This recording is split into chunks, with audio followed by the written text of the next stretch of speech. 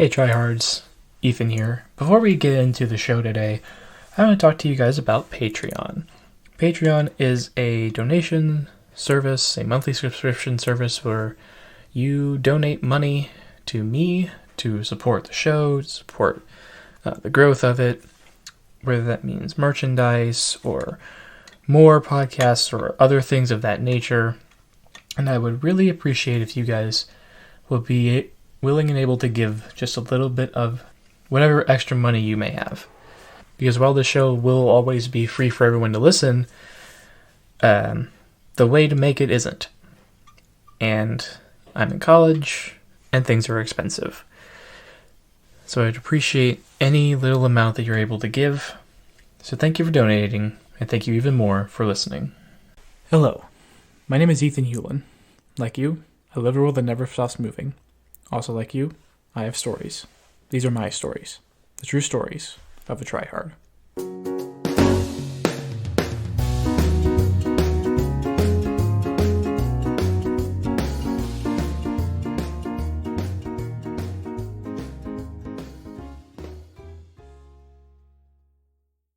Welcome back to True Stories of a Tryhard. I'm Ethan Hewlin, and this week, it's just me and you, ye listener.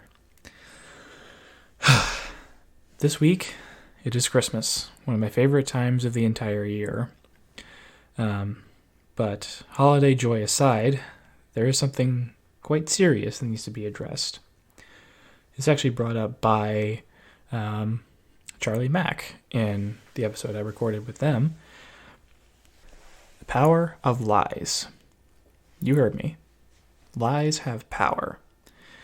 And lies can be anywhere from tiny lies that really, in the grand scheme of things, won't matter that much, to sometimes paradigm-shifting information that will change someone's entire worldview at times. So what does lying look like? Well, lying takes many forms. It can be something as simple as, oh, did you take out the trash today? Yeah, I did. And you didn't do it. Or it could be something like, hey, did you get my text? Nah, I didn't get it. But you did. And you ignored it. I'm definitely guilty of that one. But in the grand scheme of things, those little so-called white lies don't seem to matter. That is, until the little white lies start to stack up.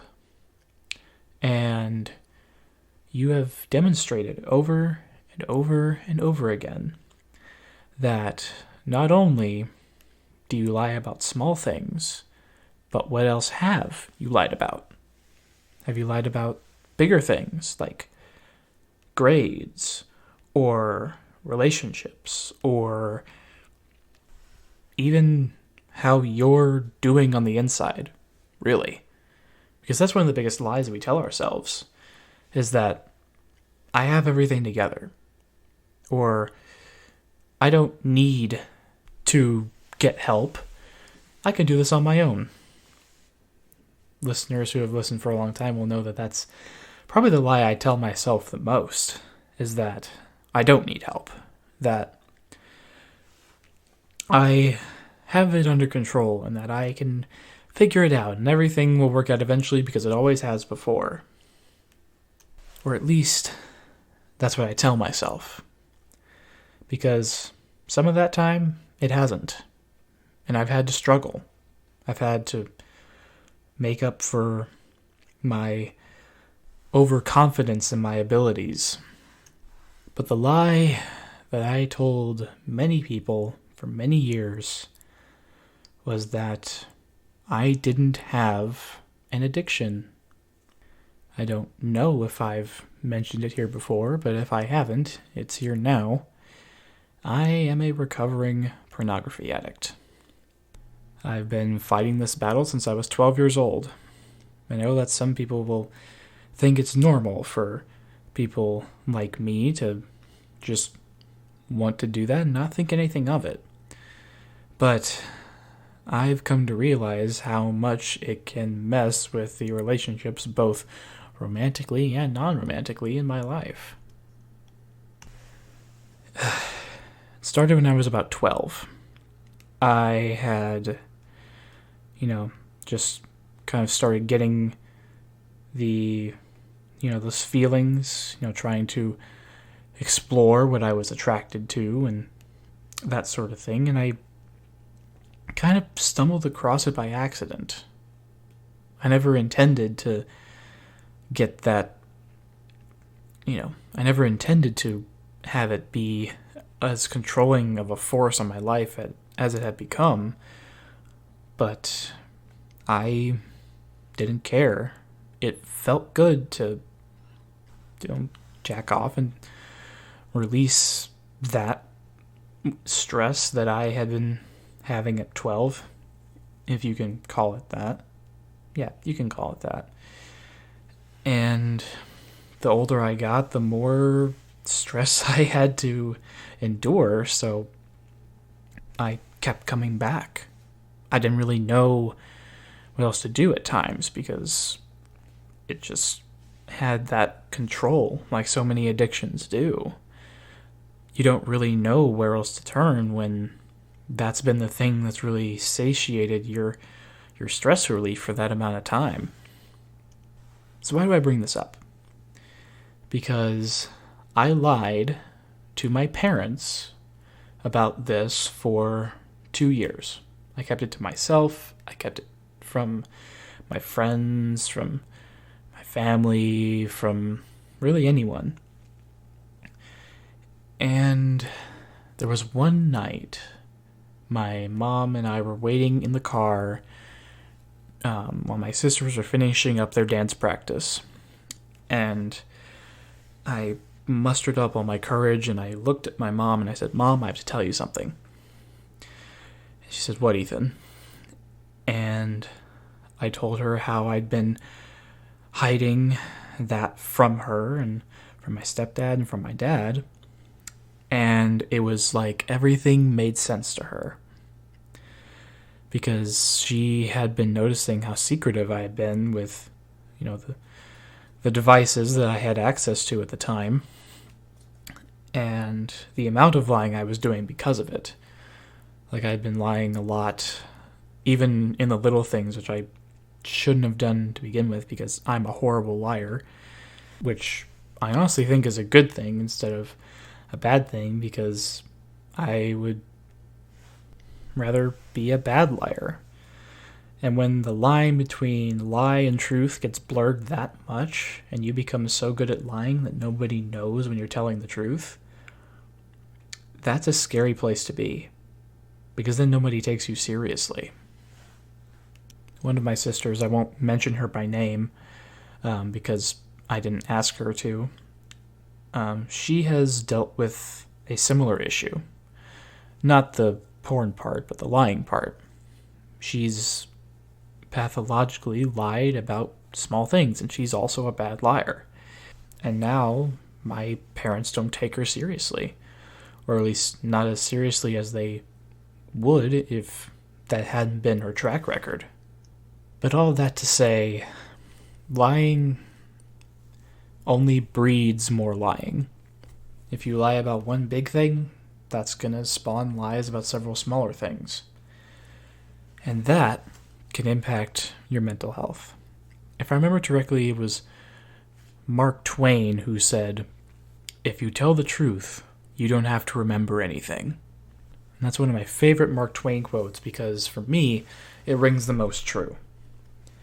If you tell the truth, no matter what the circumstance, you will not have to remember whatever came out of your mouth. Somebody else might, if the truth shocks them, but you won't have to. Because all those lies that you've told about yourself, about other people, those take up brain space. I know you can't see me, but I'm tapping my finger to my forehead right now to signify that it takes up brain space. And if you're anything like me, your brain can get cluttered with so many things. I mean, your memories, your anxiety, your depression, your random trivia facts that you don't really know where they came from, but you just know, like the fact that Martin Luther King Jr. and Anne Frank were born in the same year, even though we think of them as being from completely different time periods. But useless clutter and trivia aside, those lies also take up brain space. And when your brain gets full, it's like a pond. This is the way my mom described it, because she has a similar brain map to me.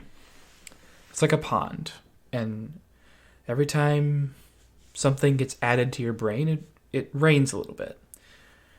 Well, eventually, that pond is going to fill up. And when it does, it's going to overflow, and that's when you get overwhelmed. For me, it's been having a lot more recently, just because of the absolute crap show of a year that it's been. But my mom told me something that I'll never forget when I was about 15 years old. She said, "Ethan, you're going to need to find a way to drill a hole in the levee of your brain." Now, she did not literally mean bore a hole into my brain. What she meant was that you need to find a way to relieve your stress, so that way you're not always acting like you're on full capacity all the time, just at a moment's notice ready to overflow. And when you start telling the truth, it is one of the most exhilarating things on the planet to watch and experience the level of anxiety water in your brain just descend. Oh, it's fantastic.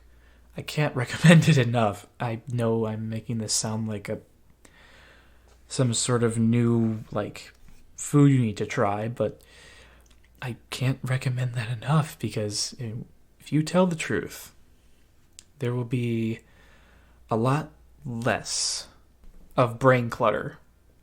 And when your brain is cluttered, it can't attach to the real things that need to be there. Like little moments with the people you love and new experiences. I should clarify, new positive experiences. So in conclusion, lying can obstruct your relationships with other people. It can damage your mental self-image, and it can take up a lot of space in your brain. So what do you do when you think that the only way to protect someone from information you think might hurt them is to lie? I am no expert here, but I can tell you that in my experience, the best option is to trust yourself. It may not be what they want to hear. It may not be what you want them to hear. If it's lying to a child about things that they don't understand yet, that's one thing. But if you're lying to somebody you love because you think whatever information that you have that they don't will hurt them, that will ultimately hurt your relationship. So, my advice, trust your gut, think before you speak, and do the hard thing. That second one is something that I have had to learn over and over and over again, because sometimes my mouth gets ahead of me.